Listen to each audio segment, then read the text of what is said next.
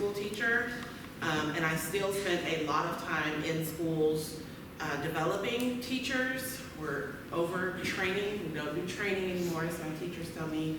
We get developed, right? So I do a lot of development with teachers, and just like y'all who are instructors, you have 50 million things to do, correct? And so long gone are the days where someone comes and talks at you and then says, go forth and go do all these awesome things. It's not gonna happen, right? And then that great idea that you wrote down, that you have vowed that you're gonna do, sits in that notebook until you flip back those 37 pages and you're like, dang, that was a great idea, and I didn't do anything with it, right? So I have learned, my students and my teachers that I work with have taught me, if you don't teach me how to do it and we work on it and practice it in here, it's as good as forgotten. So that's what we're going to do. We're going to talk and we're going to work. Please feel free to ask your questions as they come to your mind, or make sure you write it down. We will also have some question and answer time at the end. So we're going to talk, we're going to work. You ask your questions, we'll work, we'll talk, right? So that will kind of be our format. Please just, feel free to do what you need to do. There are refreshments. The bathrooms are in this back corner if you leave the room and you kind of go on the back side. Are both the men's and the women's over there? I'm sorry, I shouldn't put it all. Yeah, they're over there. Okay. So, as Yvette said, I have a lot of jobs. That's, I guess, what happens when you're good at what you do and then folks ask you to do more stuff, right? But luckily for me, it is stuff that I love to do. I realize my purpose on this planet is to make schools better for all kids. And I realized early in my teaching that adults were in my way of doing that. So I had to get to the adults to make sure that they were doing right by kids, right? And particularly children of color. Because my own experiences as a smart Black girl in school weren't always the best, and I vowed I would never create classrooms that were like some of the classrooms that I had. And I would not allow teachers who didn't like kids, right, because they exist, or people that didn't have a love for children or growth, to be able to harm kids with their words, with their deeds, or what they were teaching, right? I just vowed not to do that. And so my degree, my PhD is in Ed Psych with a focus in cognition and learning. I like to know how teachers teach and how students learn so that that marriage is better, right, and is successful, and it works. I am the Assistant Dean of Diversity and Inclusion for the College of Ed, so I get to spend a lot of time just cultivating the brilliance that already exists in my colleagues. I just get to push them along, right, so that they can continue to do that. And then this is my first year as an Inclusive Excellence Executive Fellow for Faculty Development in the Office of Diversity and Inclusion with our new Chief Diversity Officer, who's doing awesome things already. And so we're working on the Inclusive Excellence Plan for UNC Charlotte so that I can figure out what are the goals that we need to do to make sure that our faculty are aligned to making sure that our students stay connected and brilliant to the work that they're doing. And then always my shameless plug, because of what I was seeing in my own College of Ed, but then also historically what has been going on in teacher ed, we realized, a colleague of mine and I realized that teachers were missing a good core component of content that they needed for their classrooms, right? Most of our teachers in schools are white, middle-class, monolinguistic women, and they could not understand their children of color who were possibly have different incomes, socioeconomically diverse, or linguistically diverse. We've got to fix that, right? If our teacher pipeline continues the way that it is, we have some work to do to make sure that they can teach all the kids that are in the classroom. I don't know if y'all have ever tried to tinker with the undergraduate program. not the behemoth we were trying, we figured out very quickly, and we're not gonna touch that. So we created the graduate certificate program, and so I'll talk a little bit about that later on as well. So that's me. My pronouns are she, her. I am a mom of 2 boys, 6 and 8. I affectionately call them the 2 Live Crew because they are. This gray hair is, most of it is because of them. Yeah, the pandemic. And so, again, I'm trying to create classrooms for them, right? For my kids and everybody else's kids to be okay. So, let's get to it. So, ground rules. Let me ask you this question first. Do you all often start your classes, and I'm assuming that many of you are instructors in one degree or another, right? You're working with students, even if you're advising, whatever the case may be. Do you all start with some ground rules? You start your class, you start a meeting, you start with some ground rules. Yes? No? Yes. And what's the point of that? What's the point of starting with some ground rules? You're setting expectations. Respect each other's responses and inclusion. All right, so respecting each other's responses, just hearing from one another. All right, assuming that it goes both ways. Yes. Right? Okay. Being more efficient with respect to how students meet what is needed and what the faculty get from the students. Yeah, let's hurry up and have the meeting of the minds, right? So we have a good ground understanding of one another. Hello. So people know how to participate. Yeah, right? Yeah, so we need to know what's what. So when you have those set of ground rules, do you see a difference in how your students, for example, may engage? Yeah, sometimes the ground rules are appreciated and usually I ask people for input on what the ground rules should be. Yes. But I have had feedback from an undergraduate class that they felt like they were being treated like babies. But that's in the ground rules. Okay. All right. Yeah. Yeah. So it's a little, you have to do it Yeah. in a way that the students will appreciate. Yes. Okay. I think one thing that I would add is that, you know, they feel safer if there are ground rules that are made in such a way and how approachable that the professor is and how safe they feel to be able to speak Yes. about anything. Absolutely. Protected. They Absolutely. feel protected that they can speak in the class. Yes. Yeah. So the critical piece is when you're creating ground rules in your class, if it's the first day, first week of class, sometimes our ground rules are solidified, right? Like we've got some expectations that we need to communicate. But also just offering up some space for you to get some feedback, right? So there should be some shared kind of understanding or contributions so that the ground rules are something that have been co-created and not just, you know, you come in and this is how it's gonna be, right? Because sometimes, well, we know folks operate differently. And so how do your students get to see themselves in something that they've got to spend 16, 17, 18 weeks, years together working on a research project, right? So that piece is critical. So for us even, I wanted us to kind of establish what the ground rules are for our little bit of time together. So what do you think the rules of engagement should be? Let me add some. That was terrible wait time for the record. Like I asked a question and I jumped in.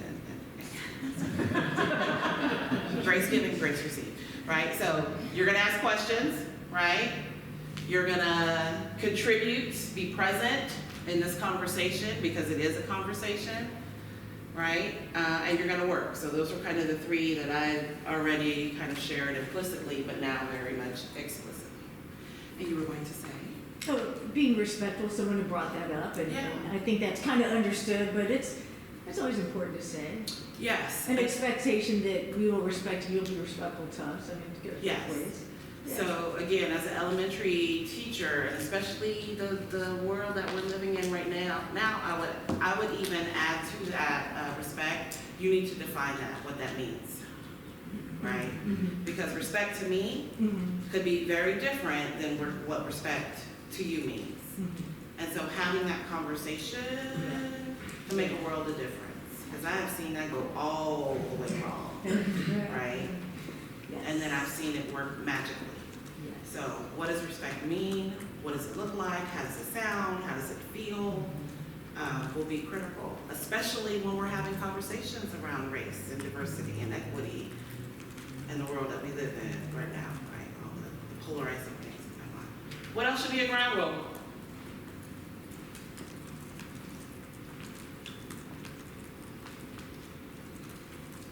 To actively listen to other people. Yeah, listen to understand, not to respond, right? So often we want to just give a response back and really miss what someone else was trying to say. Yeah. Any others? Yes. Let everyone have an opportunity to speak. Yes. Everyone should have a chance. And that is hard, especially at the beginning of a semester or a program, because we don't know everybody. So we don't know who the introverts are, right? I'm gonna hug the back of the room in the back corner until I warm up, right? Or the people who are just the super bubbly, good morning, and then they kind of scare me a little bit, like they're a little too hot for me, like y'all chill just a little bit. But making sure that everybody gets to contribute in one way or another, yeah. So you got that? Y'all wrote all those things down? That's what I'm need for our time together. All right.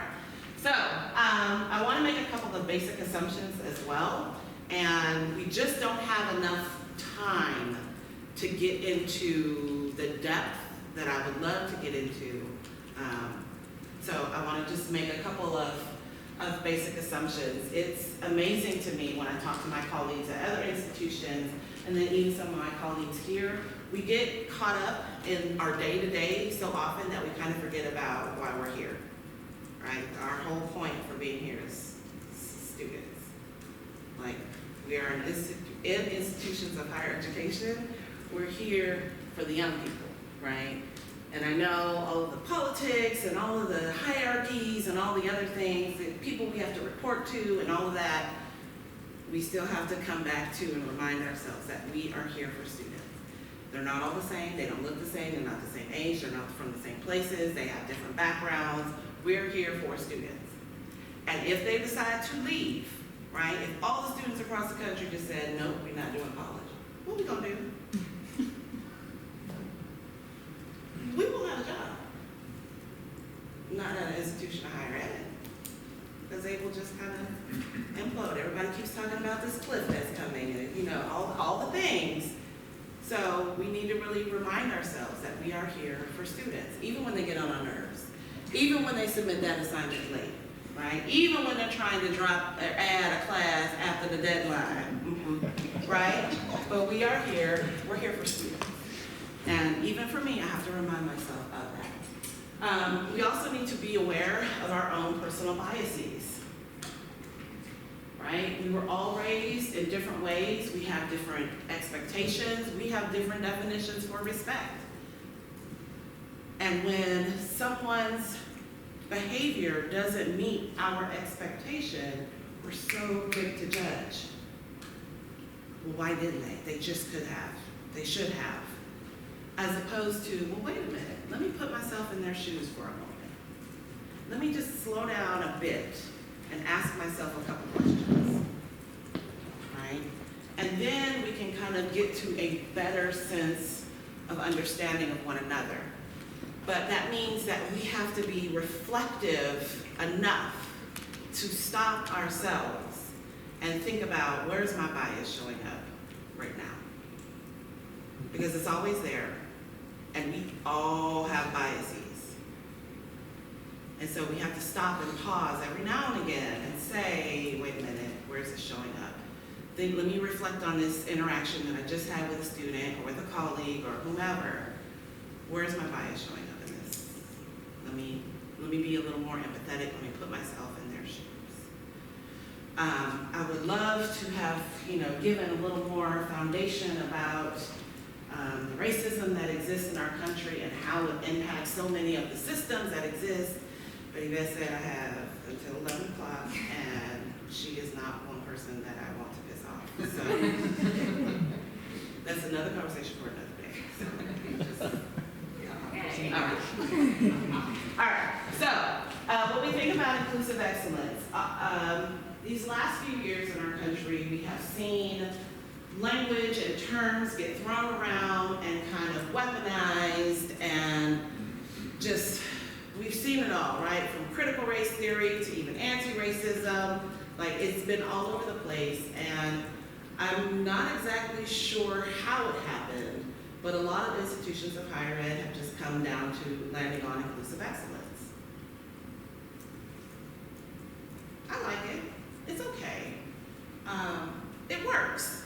It works for what we need it to be. And so when we think about who we have in our classrooms, who are our research assistants, who are undergrads doing some of the work that we're doing, we need to think about inclusive excellence kind of in two categories or two buckets that I like to think about them in. And that is inclusion and relevance. Those are kind of the two things. Now, every institution is going to define it. Ours is even way more sophisticated than this. But when I'm working with classroom teachers to college professors, even corporate folks who are just trying to make sure that their corporate environment is more inclusive, I'm coming back to inclusion and relevance, all right?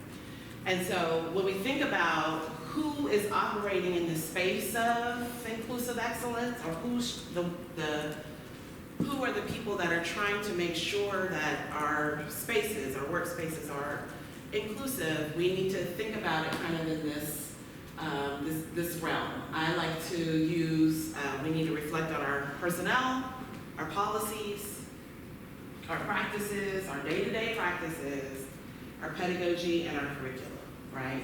Because behind every policy or practice that we're doing, there was a human that decided this is what we're gonna do, right? This is the thing. This is what we're committed to. This is what we've decided. And so there are people behind the rest of this.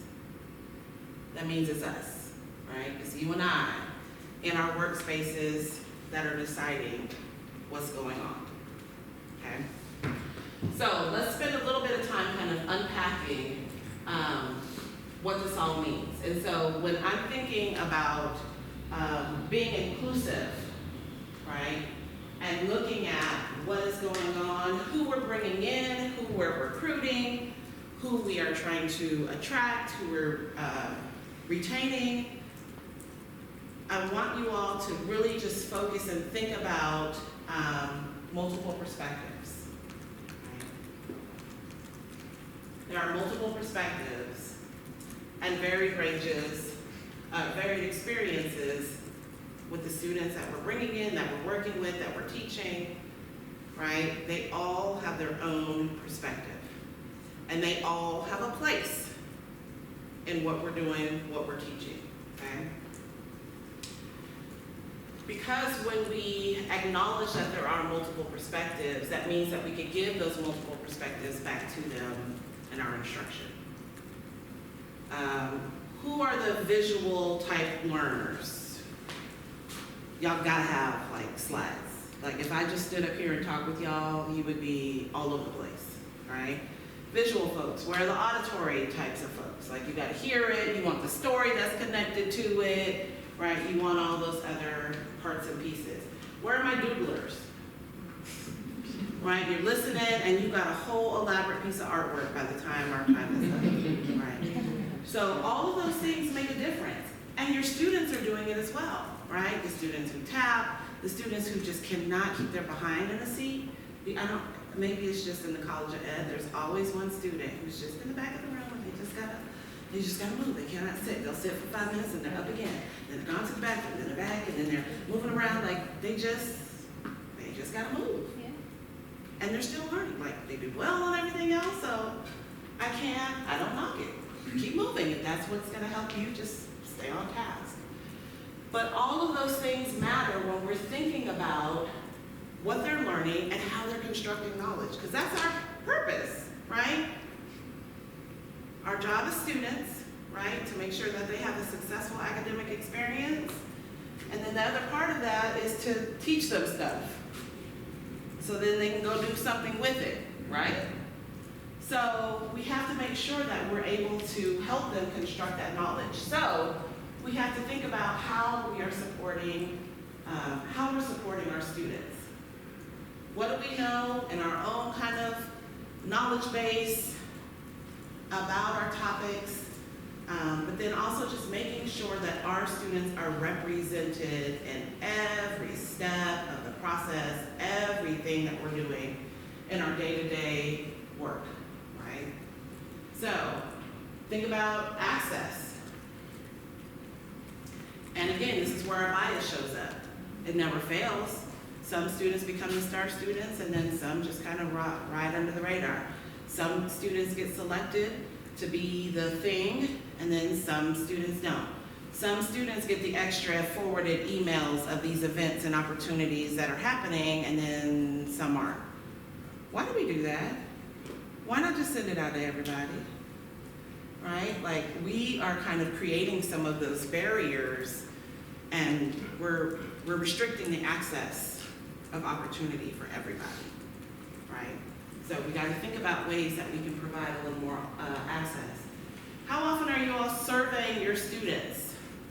Not course evaluations, but how often are you surveying your students? How are things going? How often are you checking in? How's the semester going? How are things going in this class? Are y'all getting it, right? Am I missing a point? Right? So making sure that student voice exists. But that means that we have to kind of reduce that power dynamic just for a moment. Yes, we have all the degrees and all the titles, but sometimes we need to make sure that the student voice is present in our day-to-day engagement with students. And this isn't easy. It's very humbling.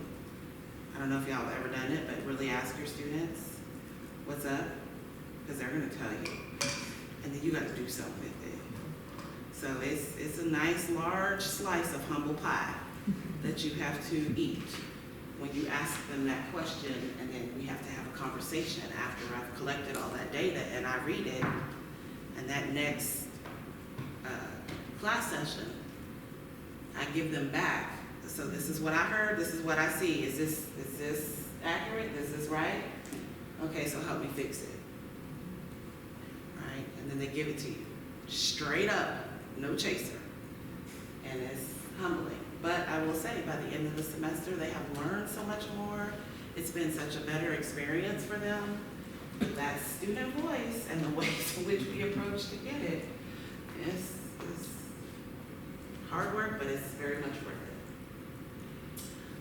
Whose language or languages show up, right?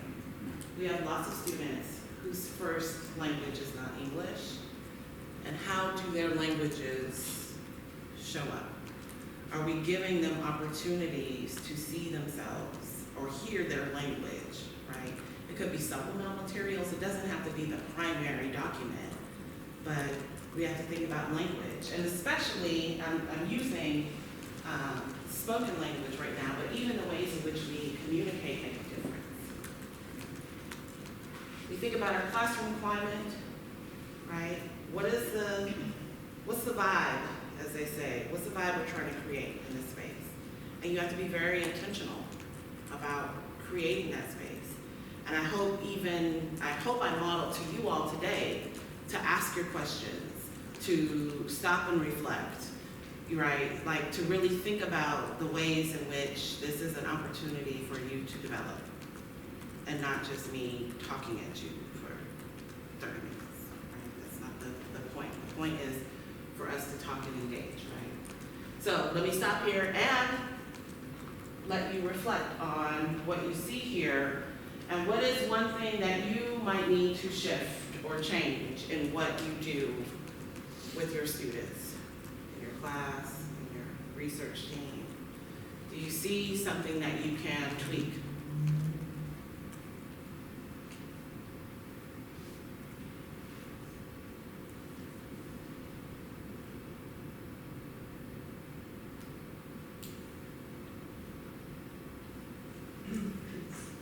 Survey the class every 2 weeks, something like that. Yeah, surveying your class more often. Yeah, I do about like once a month, every 6 or so weeks. So I try to get something in before like midway, and then try to get something in before the end of the semester. So yeah, just adding, and it could be just a Google survey, right? Allow it to be anonymous, right? So they can say what they want, and then I just read all that data, kind of analyze it, and then the next class session, this is what I saw. Let's have a conversation about it. Y'all help me get better. What do I need to do? What do we need to change? How do I need to, or even keep doing what I'm doing? Yeah. Anyone else? I'll just kind of say that I'm in engineering. I teach primarily, technical classes related to engineering design, and I've often struggled with it's something I want to do, but how I do it, bringing multiple perspectives Yeah. into the class. Yeah. And I've tried a few different ways to do that, but that's something that I think about a lot. Yeah. So my kind of question back to you is, have you asked your students how they make sense of what they learn in your class? Right? Like, reverse it, ask them. So, and I have an example. I'm going to skip to it real quick. So, how do they see what they're learning in a way that is relevant to them? I am not a math person whatsoever, right? So there's a formula. Some of y'all might understand what is going on. No. I understand that the student had a homework assignment, right, to do some formula thing, and her and her friend decided to use the dab as a way to create to replicate the formula thing. So, Brett, have you asked them, we're learning this engineering stuff, how do you see it fit in your world, right? And what they say, you go back and use it. Yeah. That's how I feel. Even for me, I stay relevant. I have to listen to what they're talking about, right? They're doing small groups, or even at the beginning of the class, they think I'm getting my slides set up. I'm really ear hustling, right? I'm hearing what they're talking about in the pop news and who married who and blah, blah, blah, right? So that I can figure out a way to use that thing in what I'm teaching. So it might just be worth asking them, like, how are you using this stuff? How do you see it fit? Yeah. Yes. Can you say more about the language issue? Because people in my classes are maybe 70% Indian from a gazillion different Indian languages, or Chinese. Yes. Thank you. Yeah. So even, especially if English is their second language, are you giving them opportunities to work with their peers in their home language, right? Or do they have to use English when they're doing that small group work, right? So it's a way for them to reduce the cognitive load of them having to think about it in their home language and then translate it to English and then do the thing. So even just thinking about ways that they can, creating spaces where they can use their home language in class. But then that also kind of gives you a little bit of a break in the sense that it's a win-win situation, because they, assuming that you've given them a task to do, it's really reflecting, do they get it? Right? They've got to work with their peers. They've got to really think about whatever that task was. And then did they get it? Like, did they learn the thing? Can they do the thing? Yeah. You're gonna add? I just want to add because I'm from India and I've been through this, you know, myself as a Yes. student. Yes. So I think it's not so much, at least for Indian students, that they don't understand English as a written English or writing English. It's the accent that they have and the understanding of the accent that the professor might have. Yeah. So I have been in both places and I've heard, so it's really the accent and their understanding of that accent and you understanding their accent. Yes. Many times that causes them to be quieter. Quiet. Mm-hmm. They don't want to speak up. Even if they don't understand, they'll go back and then try to make it work. Learn it for themselves. Yeah. So maybe even starting with, I'm a learner, right? As the instructor, I'm a learner. You may have to slow down what you're saying so that I can understand. Or are there opportunities like Padlets or something else where they can type their question and you look up, right? You know, like just different modalities or approaches. But I think for you in creating that space in the classroom, that there is nothing wrong with who you are or how you speak. And I'm the learner, right? Like as the instructor, I'm the learner. So don't feel you have to quiet yourself. I'm gonna work harder to understand, to learn, because that is my job. Yeah. Can you ask a related question, but not necessarily on this one? So, you know, the thing about implicit bias makes me think a lot. I think, you know, many of the workshops that I have been to, the thing I learned most about myself is, you know, understanding my personal biases. Absolutely. And I think that's super critical, which I try to talk to my colleagues. And so that's not something that we are addressing right now. But regarding the climate Mm-hmm. and assumptions, I was wondering if we should take into account implicit biases the students might have and how we can consider that, or, you know, try to work on that. And the reason that I'm saying is based on some of the things that we are talking about right now, and I'm from India too, and I know that when I came here as a student, I had the biases that actually affected how I learned different things from different people, Oh, absolutely. right? Yes. And I was wondering how best to navigate that, and even as a teacher now, I see that in my classroom. Mhm. Yeah. So two things kind of just off the top of my head, going back to creating a space in your classroom where we're all learning Yes. about and Right. from one another. Going back to how we are defining how we're gonna operate in this class. What are our rules of engagement? What are our ground rules? So we're not gonna tolerate disrespect. And disrespect are these things, right? What else are we saying disrespect is? So kind of spending a little time at the beginning of the semester to create that classroom community and modeling to your students that I value each of y'all. You know what I mean? So in how you speak or how you learn or whatever it is, I'm creating that vibe in the class where everyone can feel welcome. And the moment I see or hear some disrespect, I've got to shut it down, right? And then even if I make a mistake, creating space for my students to call me in, not call me out, right? We're kind of over that call out, yelling at each other culture, but call in, yo, Dr. Glass, you know, their pronouns are they, them, you just misgendered, like, my bad, I completely forgot. Right. That's on me, right? So I'm also just modeling to my students, like, we can make mistakes and fix it, like, right there in that moment. But there have been times where maybe a class session or two have gone by. And it's still, like, I didn't sleep well that night. And I, may only see my students on Monday, Wednesday, Friday. If something happened on Wednesday, best believe Friday morning, y'all, I want to circle back to what happened on Wednesday.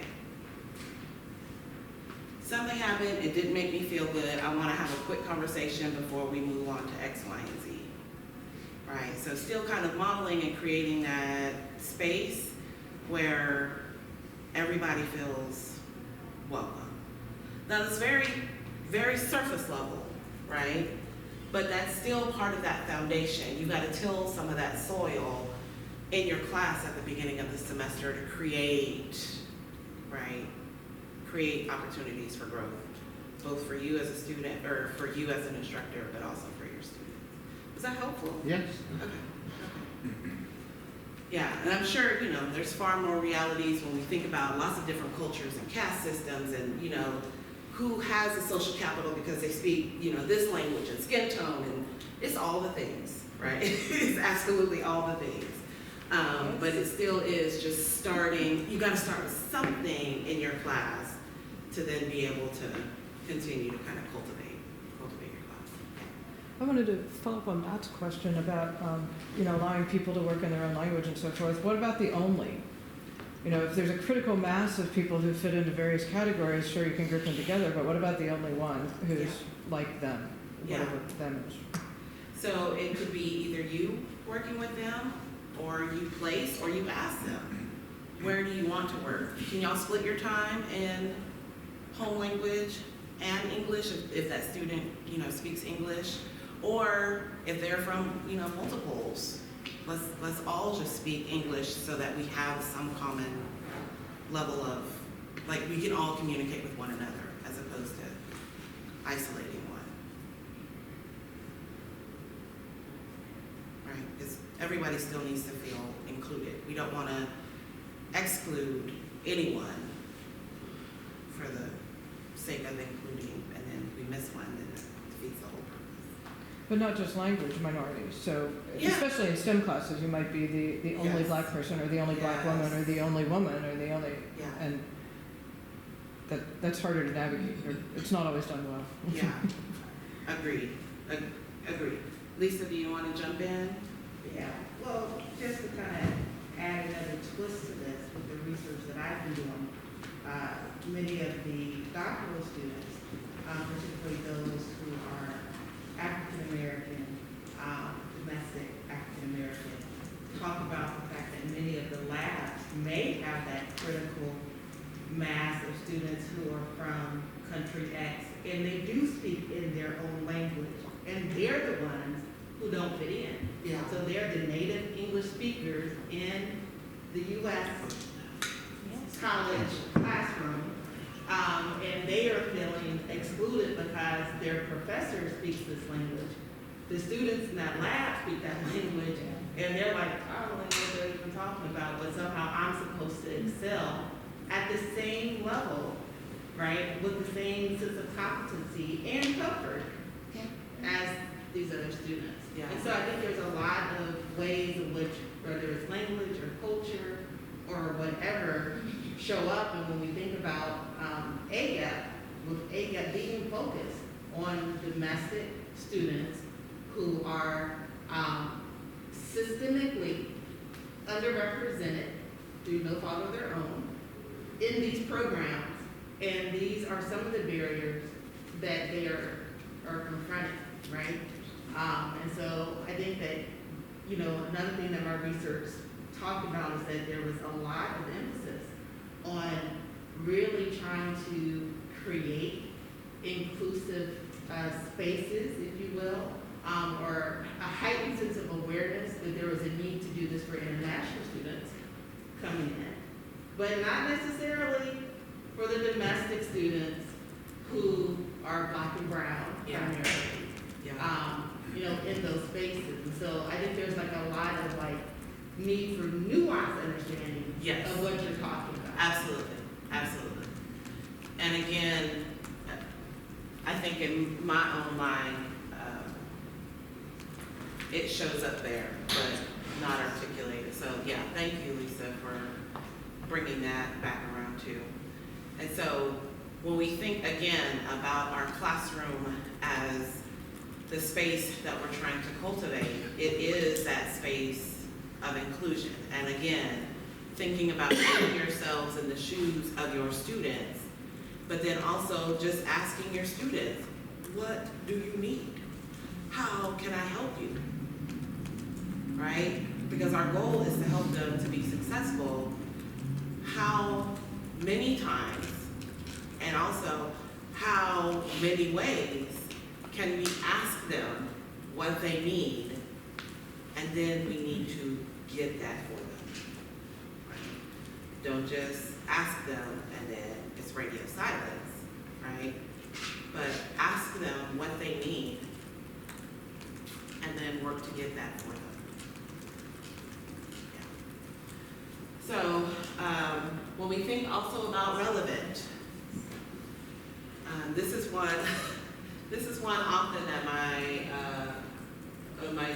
teachers will struggle with, because we know the things, right? We know our content area, we have expertise, we've done all this research, we know all these things, and we teach that thing from semester to semester, year to year to year. But I don't know if y'all know, but we're getting older and our students are getting younger. Right? And so we can't dust off that syllabus from a couple of years ago that's all good and stale and then just plop it into the new semester. What students are learning needs to be relevant to their world. What is going on right now? Right? And so that is, Brett, to your point, like thinking about ways that we need to bring our content to them, right? Or ask them what is in their world that we can make those connections. Because the moment that we become stale, there you go on Rate My Professors, or they're self-advising, right? Like it happens.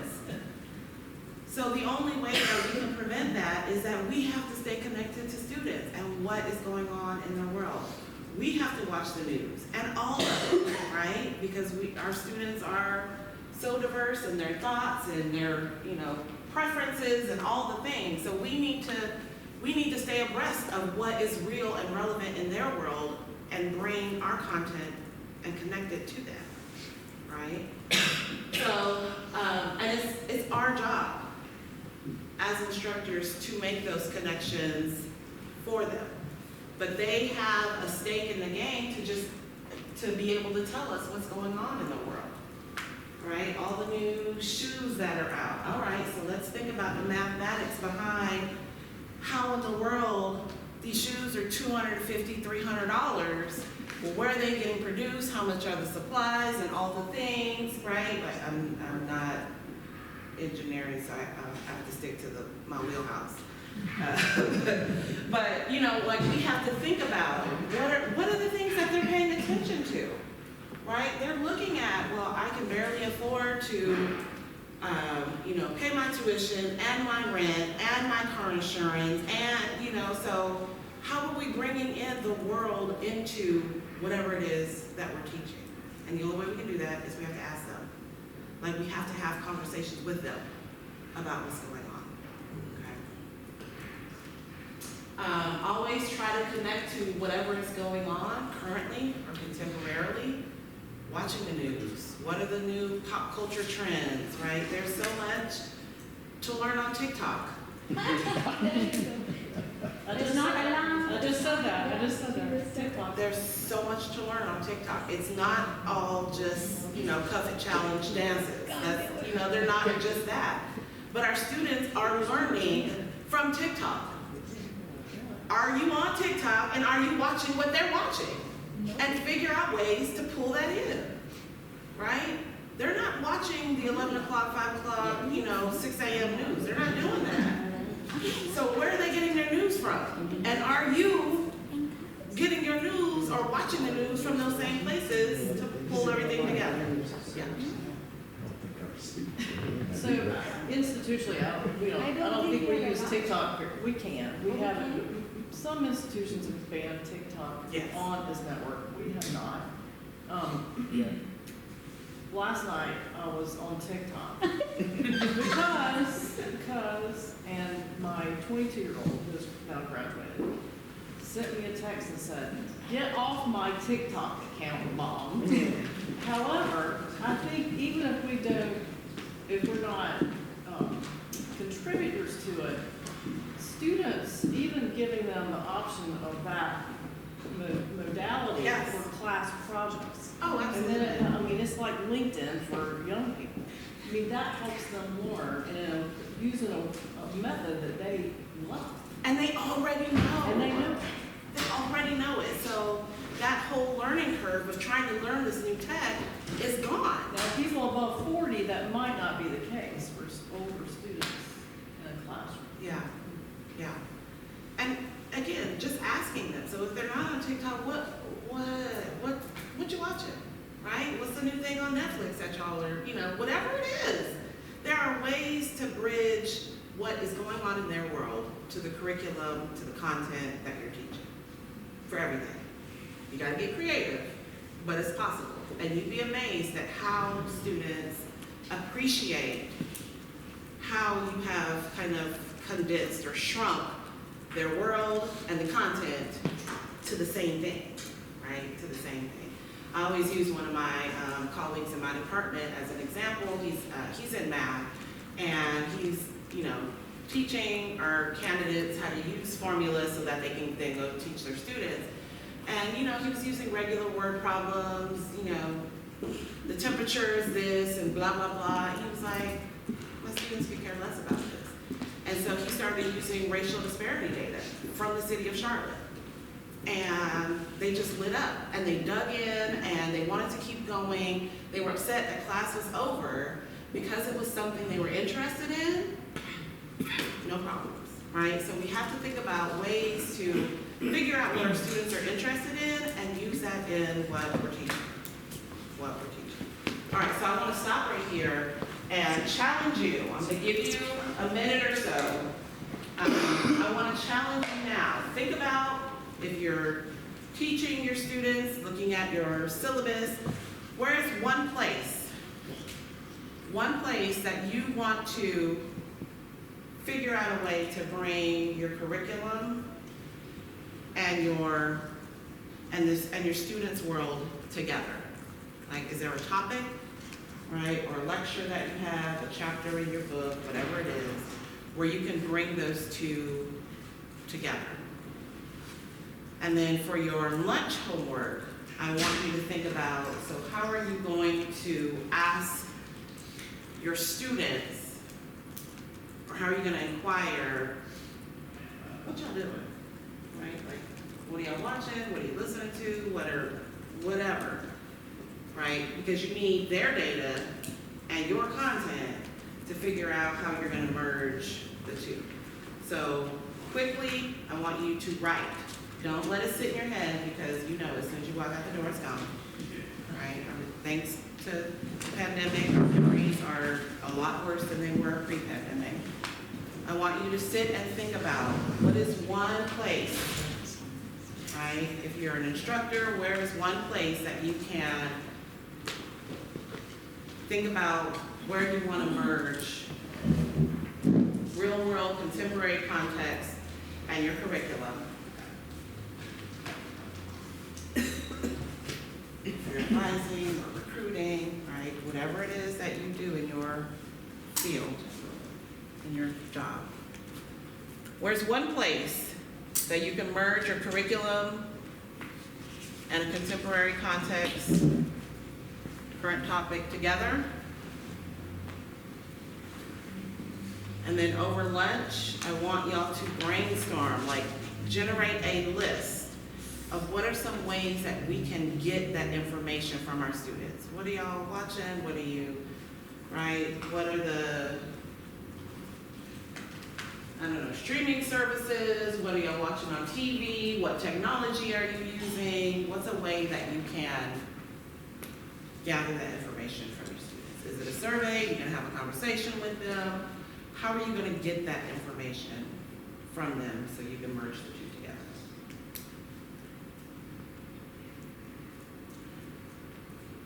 All right, last thing, turn to a neighbor and talk very quickly, like 15 seconds, about what your job is. Like, translate what I just said to your neighbor. What is your job? What did you write down? What is your task? So the audience.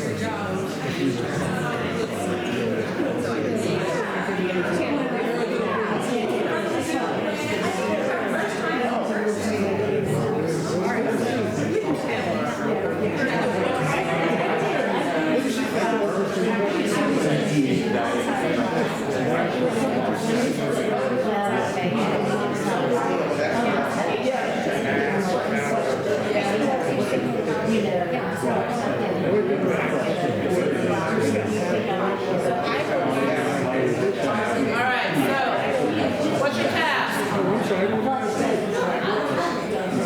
What's your task, y'all? I will go old school classroom teacher on that if I have to. You can hear me clap once. You can hear me clap twice.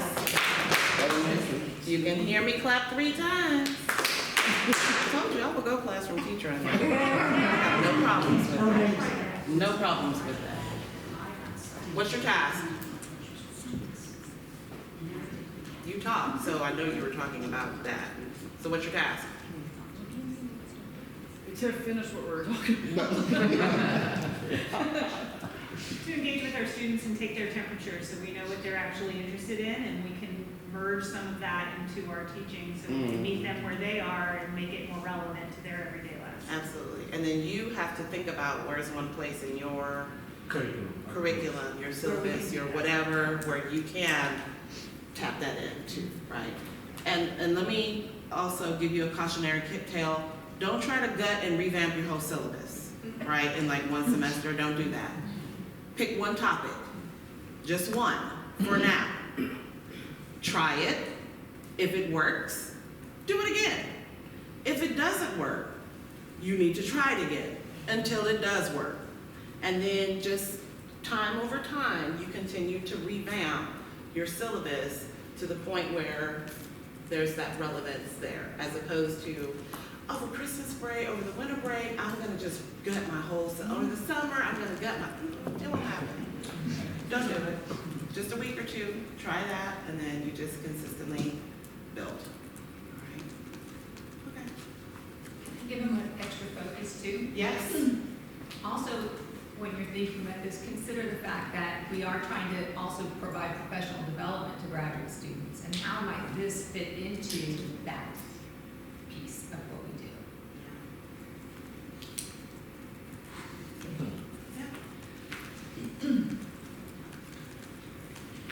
Y'all have any other questions for Tia before? I'm hanging around, so if you have questions. I have a question. Yes. This sort of leverages on trying to get people to feel included and language and every other reason why they may or may not participate. So in my classes, there's a lot of peer-to-peer learning, right? So you put people in small groups. I always struggle because people obviously are going to put themselves in groups with people they're comfortable with for various reasons. It may overtly be color or language, or because they all sit in the back of the room. But yet, we also hear that there's studies that having a group with diversity in it creates more perspectives and better learning. So where's the balance of doing that, letting people self-select so they may feel more comfortable to participate, but yet they're only talking to themselves and cross-pollinating those different perspectives?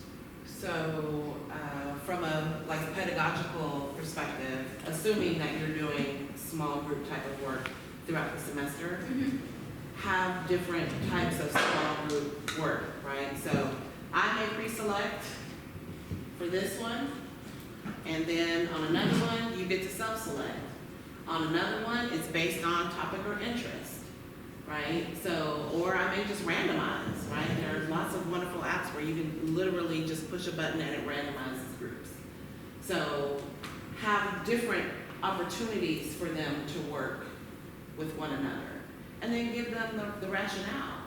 when you work with your friends, this is what happens. When you work with folks who you don't know, this is what happens. And this is why I'm doing it, so that you can get to know more of the students in your class as opposed to you just sticking with your group.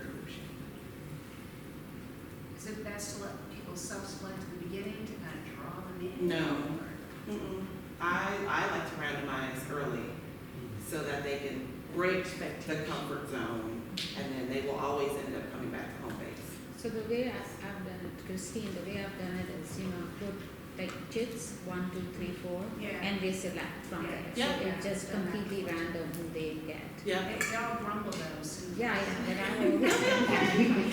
They'll be all right. But, I mean, you know what I mean, like, but you can also have the conversation, I'm doing it this way because. Yeah. You will have opportunities later in the semester to work with your friends. This just isn't that opportunity. You gotta get to know the rest of your people. Like, these are people that you might be working with down the road, and, you just give them a little more of a rationale as to why. But even participation could be high anxiety for some people. Yes, absolutely. One thing I'm trying this semester with the help of a postdoc that I have who knows a lot more about OneNote than I do is using that to have the students, when we're asking for participation towards an answer, to post it on their OneNote page, and then we, without putting the names of the person who gave that answer, put it up there. And then we ask, hey, let's discuss this. Look, I see this answer. Who wants to share? Provide that. So it's a way to break the ice at the very beginning, and when people feel comfortable that participation is okay and everybody's accepting, then we can self-select and do those other things. But I worry it's a bit of a challenge for some people who have anxiety about even that. Yes, yeah. And almost giving not a trigger warning, but a trigger warning, right? Like, later on in class, we're going to get into some groups, right? So you're almost giving them an opportunity to get themselves together. Sometimes it works some students up and they got to dismiss themselves and they'll come back, but that's just another opportunity for them to know that it's coming, as opposed to, and now, go make friends with people you don't know. Like, even for me, I'm like, oh my God, I'm going to be inclined to do that. I come back to the onlys, especially for self-selected groups, where certain people may be excluded for any of a number of reasons, and I guess the importance of making sure that they're not. Yes. Whether that's through your ground rules or selecting the groups. I had heard that it's important sometimes to have groups where nobody's outnumbered. So if you only have 2 women in your class, make sure they're in the same group. Or if you only have, however your class is set up to help people not be outnumbered, because then they aren't dismissed as easily. Yeah, but that again speaks to, especially if you have your students working in groups often, to mix up the types of groups often, so that they can be together in this context and in this group, you know what I mean, like later in the semester. So you're mixing up the modalities often, because the whole premise is to allow students to get to know one another, right? Like to understand people's strengths and their strengths. So when you mix it up, the classroom doesn't become, when they get to know one another through that small group and large group work, the classroom goes from this to this because they spend time getting to know one another. Yeah. Also, it's not just with groups and mixing up what their roles are in groups so that the women aren't always the ones taking the notes. And I'm actually thinking a lot in high school, but then even because that's what I taught, but then even in college, so that in the computer science classes, the guys aren't always the ones typing. Because then we want them, they're not the ones doing the coding, Yeah. So it's, that's something that I'm always, sometimes grouping isn't enough. You also have to remind them, and what are the different roles within the groups and who should be doing what, so. Yes, so ensuring that whenever you are creating that assignment for the group work, that there are designated roles. But then I will even spend time, those first couple of times that we do small group work, what does leadership mean? What does conflict management mean, right? So all of those like assumptions that we would know, students know how to work in groups, They really don't know how to work in groups. Because have you seen adults work in groups sometimes? They don't know how to work in groups, right? So, but naming the rules of engagement, how to lead, how to listen, how to manage conflict, how to take notes, like all of those things are those life skills that we assume that they have, but don't make the assumption. Like just make it plain that these are the things that are going to happen. Accountability, right? If there is a project connected to some group work, they're gonna evaluate one another. Because there's always a slacker kid, right, who ends up getting the grade, and the overachiever kid is mad that the slacker kid got the same grade, but the overachiever kid just took over because they're type A, right? Like, so I've tried to just kind of parse that out in a way like these things are going to happen. Let's talk about them so they don't. Like, let's name the things that happens in group work so we all kind of have a level of understanding. Let's eliminate some of the foolishness so that y'all can learn the thing that I'm trying to get you to learn. But that means that it takes time, right? I have to teach those assumptions. There will be conflict. What do we do? Somebody's got to lead. Somebody's got to follow. Who's the cheerleader? Who's the note taker? Who's the, you're having those conversations about the roles. Yeah. Tia, you just talked about evaluating each other in a group. And I guess my question is, given students' biases, how do you get a sort of accurate reflection of the competencies of each of these individuals, given that you're asking somebody who's looking at them through a different lens? Yeah. So I have a rubric for them. Again, I'm a teacher ed, so we live by rubrics pretty much. And so first I have them evaluate themselves. Did you do your part? How did you contribute, right? So having those kind of self-reflective questions first. All right, now let's think about your peers. Did they do their part? How did they contribute? What, like just asking the same standardized questions, but they have to answer them for themselves, and then they have to answer them for their peers. Now, it is not a definitive, like there's not necessarily a grade connected to that rubric. I'm just trying to sniff out or suss out if there was a slacker kid. Did everybody say that? Right? And so I want to be able to figure out what's going on. And then I often go to the kid that everybody else called a slacker just because they had to work and couldn't make the meet. You know what I mean? Like it always ends up turning into something else. And then I can give an opportunity to that student who missed that meeting where all the jobs were decided. You know what I mean? Like it always ends up unraveling into something else. But I want them to start with, okay, me, and then my peers, and then I'm using that data to figure out what really happened, right? So it's not just an automatic, they got an A, you get a C, but I'm using that data to figure out like the holistic situation of how that group worked. Because biases show up all the time, right? Nobody likes a type A person because they just took over, right? Or the slacker never showed up. And again, our biases will show up. It's a woman, or black male, or whatever it was, all those things show up. But that data at least gives me something to start with so I can figure out what would they have as a coach. Yeah. I just appreciate what you just said, because that kind of also can be used for people who are in a lab and they're writing a manuscript, and who's the first, second, third author. Oh, yes. I think it's a really good way to figure that out then. Yes. Is to tell them what they did. Mm-hmm. Here are your contributions. What are your thoughts on how you contributed to, right? So that it can be equitable. It needs to be fair. It needs to be fair and not like one directional fair, but it needs to be fair both ways. Any other thoughts or questions? If not, please join me in thanking Tia for her work.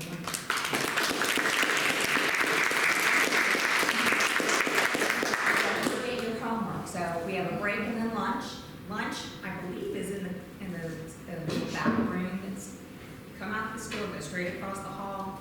there are chef